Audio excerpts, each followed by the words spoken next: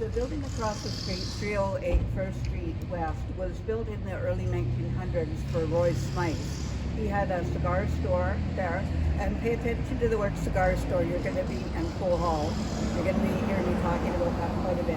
He had a cigar store and a pool hall in there, but he also sold, as well as smoking stuff, cigars and cigarettes.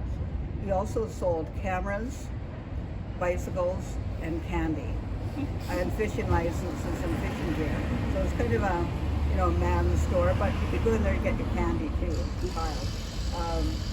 But it was actually still in operation in the 1960s. His son took it over, so it was kind of an institution in this part of town for many years.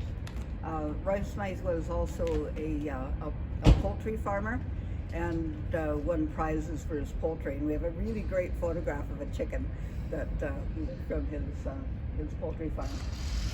Well, it wasn't a small farm. It was just like really. I think he actually had it in the back of his yard, but he was a poultry fancier, and won prizes for them.